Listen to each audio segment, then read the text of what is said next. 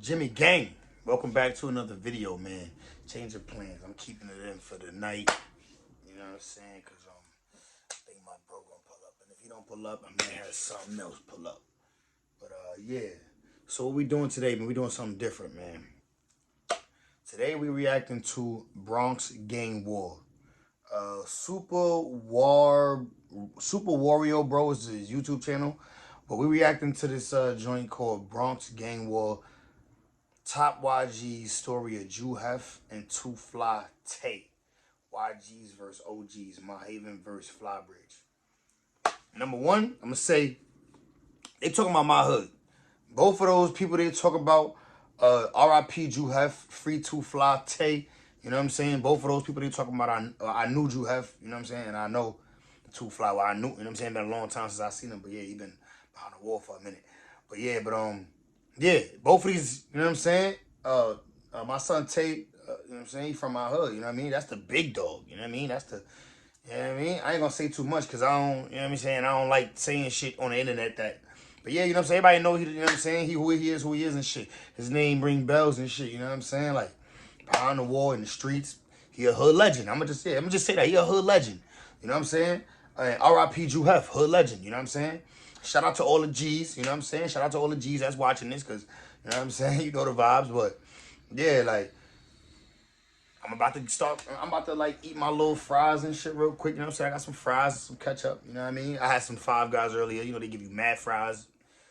So, listen, man, subscribe to the channel if you haven't already. You know what I'm saying? And we about to get into this video. These opinions are not mine. I'm just watching the video. So, yeah, I'm going to be reacting, but just not, you know what I'm saying? Just watching the video. Don't be mad at me, gang. Shout out to the G's. Surveillance video is highlighting the problem of surging gun violence in the Bronx. The majority of gun crimes in the Bronx involve young criminals. 4 people on the streets were hit by bullets when a black SUV drove by. And shots rang out from the back seat. On the set, shoot the gang is what I'm screaming, beat. What's gun is what I said, it's how we breathe the G's. That's how it started off. I'm about to start doing documentaries too. Not on my hood though, but just documentaries of crazy shit. Today, we are going to do a little history on the YGs. Some of you hear about it and are curious, especially outside of New York. As the Bronx drill scene is exploding, you're going to hear certain terminology related to New York City gang culture, such as YGs, OGs, drillies, fours, all this. For this one, we taking it to the big gun times. The time where everyone was talking. Yo, for all this, we taking it to the big gun times. But who taught this nigga big gun? Who the fuck is this computerized ass nigga? Niggas, we taking it to the big gun times. I'm high as fuck. I had the munchies. Eat with me. Have a snack, man. Smoke with me. I'll be like this clip after this food done. Out the top 5s. That era. Here's a quick YG story. Era. Stick with us. Yo, that's... Nigga all in my hood with the cameras. This is gonna be a good episode, because he literally in my hood right now. In 2003, a new gang in the Bronx was formed called the Young Gunners. Free the G's. Members and associates of the YGs enriched themselves by committing robberies and by selling drugs, such as crack, cocaine, heroin, and marijuana, and committing acts of violence, including the murder of rival gang members, rival drug traffickers, and innocent bystanders. The YGs started in Mott Haven houses and Patterson houses in the South Bronx. It became juvenile detention scene, such as Spofford and Horizons, where the young guys were catching wreck. In the River Park Towers housing complex, located in the Northwest Bronx, we had the RPTYGs, and the Eastchester Gardens complex. In the Northeast Bronx, there were the Two Fly YGs. Hence the area and its close proximity, Cortlandt Avenue, Jackson houses, Millbrook houses, and Maria Lopez, were also YG hoods. It later spread to other sections of the Bronx. Cortlandt was called Young Gunners from Cortlandt, or YGFC, which we covered in our Cortlandt story before. Remember that era, y'all? People who watching this who know me, who from my hood. It's crazy. For one, it's crazy to see that somebody who probably some nerd on his computer somewhere. Got all his information from reading news articles and shit. I'm dead about to start doing documentaries. Not on my hood, like I said. Too close to home, but I'm gonna start doing documentaries, bro. I already got one up, actually. About the nigga who got poked up at my school. I'm gonna link that in the description, but let's keep going. This whatever, this whatever, this whatever, this whatever. Gotta move that white girl. Okay, you see it? Better believe it. I'm moving heavy cane, all white, everything. Water like a hurricane. Summertime, wintertime, let it rain. Gotta stay on these corners cause I need everything. Allegedly, Juther Perez, aka Jew Hef, was the founder of the YGs. Jew was born at the start of the crack era, June 12, 1985. When he got older, he attended Morris High School in the Bronx. It's well documented that he had close ties to French Montana and the Coke Boys. The 6'8" rapper took care of the young ones from the hood, but was also feared and respected by many. Melly Mel Baller was a dangerous and high-ranking member of YGFC, the Cortland faction of the YGs. Listen, even though he, you know what I'm saying? Melly Mel on the other side, man, free that man too, dog. You know what I'm saying? He put in a lot of pain. You know what I mean? Free anybody behind the wall, bro. You know what I'm saying? At the end of the day, we all old as fuck, man. I don't want to see no black man behind the wall, so free all these niggas, man. You know what I'm saying? This was an era, bro, that any of us that was out here during this era could have been sitting behind a wall or dead in the grave right now. For real, this was a crazy era, so free everybody from this era. Like I said, of course, free the niggas from my hood, free the G's, and free everybody else too, man. Allegedly, Jew Hef and Melly Mel had a fallout, which resulted in Cortland Avenue withdrawing from the alliance. Some say that Jew Hef crossed Mel. If you know, you know. Anyway, the two split, and Cortland changed their set to OGFC. Nigga said, if you know, you know. Like he know. For sure. Nigga, who's reporting to this man? Somebody's reporting to this white man. Who's giving this white man this information? Because that's not a news article kind of thing. I doubt he pulled that exact excerpt from a news article. Like, oh, he crossed him. If you know, you know. He didn't pull that out of a news article. You feel me? Which they later shortened to GFC, God's favorite children are OGs, original goons. See me riding on them OGs. Them YGs, those my homies. Jew Hef had a vicious ally, the shooter, notoriously known as Two Fly Tay, aka Paul Gilbert. Court suit fly, court suit fly, court suit fly. Have a motherfucker line. Why he saying niggas government names and this shit? That's how bro, this, I don't even feel comfortable. I don't like this shit. Like, why you saying niggas government names in this video? Like, I'm just watching. I'm reacting, bro. How I get to look at no missing heritage you motherfuckers can't find. Two Fly Tay, aka Paul Gilbert. He is the founder of the Eastchester Gardens faction of the YGs, Two Fly. He was unable to stray from the path created by the men before him. His biological father, his father, Paul Gilbert Sr., both of his grandfathers, and an uncle, were all involved in guns, drugs, or violence. This nigga went deep into the bro family history, like. That's the big gun. Why you even worry about his back? Nigga, just know that's Tay, nigga. All you need to know is that's Two Fly Tay, nigga. Nigga done dug into his background, nigga, like. Who are you, white man? Like, who the fuck is that nigga who did this research, bro? I don't even know if this shit true. I don't know. Shit. Listen. Like I said, man, these opinions ain't mine. We just watching this shit, man. As a young boy, he heard that he would be, and should be, bad and dangerous, like his father, a former gang member, and just like his son Tay, institutionalized beginning at the age of 12. Before the age of 18, Tay already had a record that some older gangsters couldn't compete with. He began to recruit other members under him, and they too participated in violence. YGs till my eyes bleed. In January 2005, he was adjudicated a juvenile delinquent in connection with a first-degree attempt robbery and criminal possession of a weapon. In April 2006, he was convicted of intimidating witnesses. He got youthful offender treatment on that. His reputation was growing. In April 2007, he was convicted for attempted murder. He was sentenced to 2 to 6 years, but maxed out, doing the whole 6 joints. In Rikers, when he was 16, he was further taught the importance of being violent to protect oneself and survive. He was involved in fights daily to survive, and allegedly, even set up by guards to fight other inmates. At Green and Southport, he witnessed men who came into the box normal. Bro, a lot of this just sound like alleged information, but obviously some of this stuff is documented, right? Some of this, like, he just going off the head, like, God, the guards made him do this, and bro, was you there? Like, yo, somebody who was there, tell me if somebody who was there, you know what I'm saying? Y'all tell me, bro, because, you know what I'm saying? This is wild, man. Free Two Fly, bro.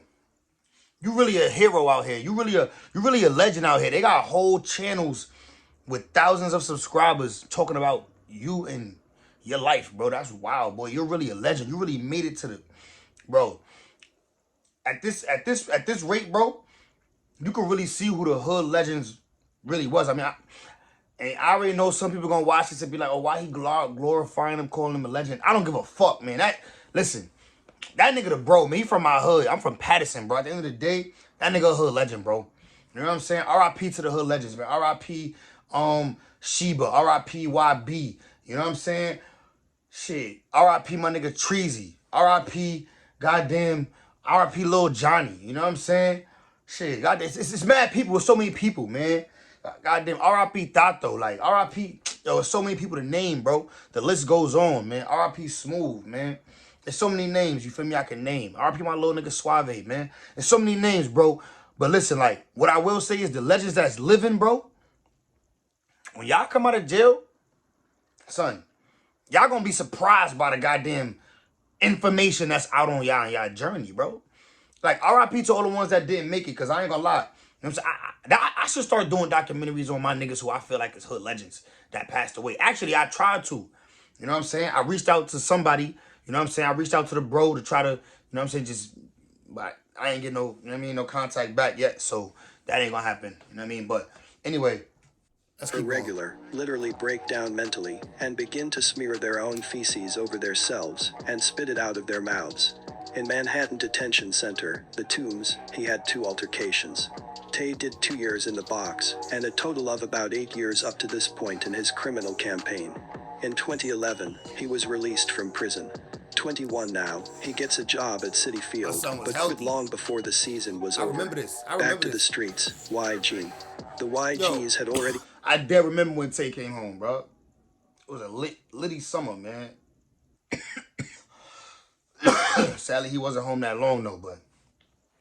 Man, free the guys. Free everybody behind the wall, man. Especially the G's, man. I'm from Patterson, bro. I hate to see all the G's just sitting up... Free the G's, man. Developed many enemies during this time, including the OGs, Cortland and Flybridge, based in the High Bridge section of the Bronx. In August of 2003, Jew Hef and other YG members were in a spot called the Bada Bing, located on... You already know what you about to talk about. You about to talk about how Jew Hef got killed, man. R.I.P., R.I.P. Long live Jew Hef, man. 60 Home Street.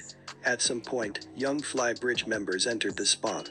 At about 3:30 a.m., a fight broke out between the 2 crews. Several people were slashed in the melee.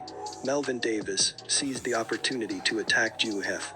As Jew tried to leave the club, Melvin grabbed a hookah and smashed Jew in the head with the base of it. When the glass shattered, he used a metal rod from inside the hookah to continue repeatedly pounding Jew, leaving him drenched in blood with broken bones in his face. The beating... I don't feel like that shit, yo, this nigga be a wild graphic, bro. He's about to make me smack the shit out of this nigga, man. I'm about to fast forward through that part, bro. Into a shootout near a police post. As police pursued the crew's van, a gun was tossed out of the window. Meanwhile, the OGs took the opportunity to taunt their rivals about their leader's death. They even went so far as to urinate on Jew Hef's memorial, then post photos of the desecration on Facebook. The war was on with anyone who disrespected Jew. I don't remember that. I don't remember that. That shit he talking about right now, I don't remember that. I don't remember that shit, nigga. Fuck you talking about? Like, this nigga just yapping at this point. But let's just keep going, man. He yapping. I don't... Listen, that shit... He might have read that shit somewhere, but... Like I said, this my hood, nigga. Like, I don't remember that. Any opposition of the YGs? Actually, the memorial, I believe, was in the Haven. Regardless, Patterson, my Haven, we across the street. You know what I'm saying? I ain't never heard of that. I ain't never heard of that shit happening. Like, that's cap. Like, that's cap, bro. That's cap. The summer of 2014, Tay's name continued to ring bells throughout the Bronx. So, the first known shooting took place June 22nd, 2014.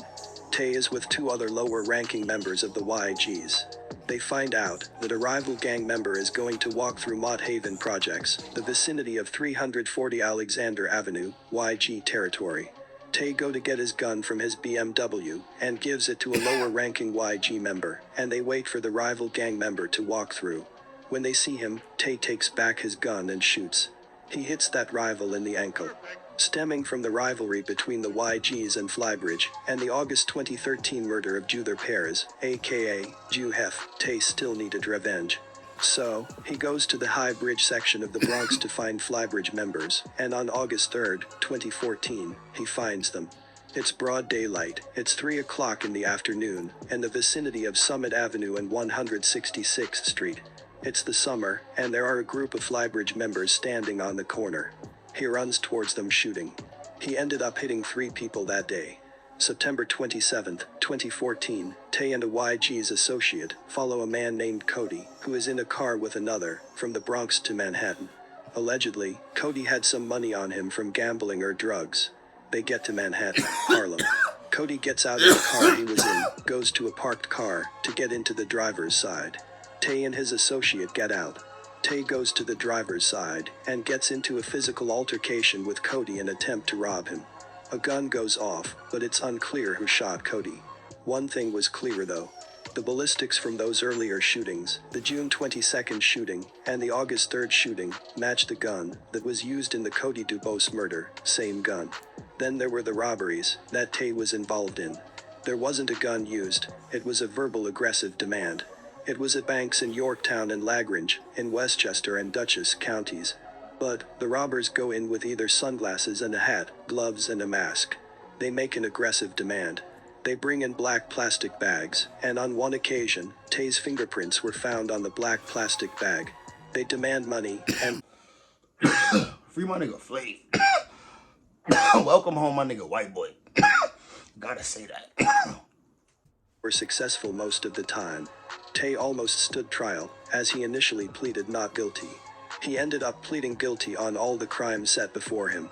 A judge sentenced him to over 30 years in prison in 2017. He never told who was with him during the murder of Cody Dubose. Like, you see that picture? That described that man right there. That picture right there described that man right there. You see? Never told on nobody. Solid nigga. Solid nigga, man. Come on, man. Hood legend, like I said. Day of his arrest, law enforcement executed a search warrant on his vehicle, the BMW. There was a loaded gun in the hood of his BMW, just as cops suspected, and were told in the past. In 2019, cops caught up with Ration Whitby. In the back park with it right there. Charged in connection to the Cody murder. He was involved in a medicinal prescription scheme that netted like $7 million at that time of the murder. He was arrested for the scheme, not the murder, in 2014, and came home in like 2 years. He was free up until 2019 when they got him. Since these times, new members are prominent and making noise in the Bronx. And YGs and OGs is still at it, while Bloods and Crip are united under these sets respectively. It's all... Listen, gang. As you can see, man, that was another reaction video.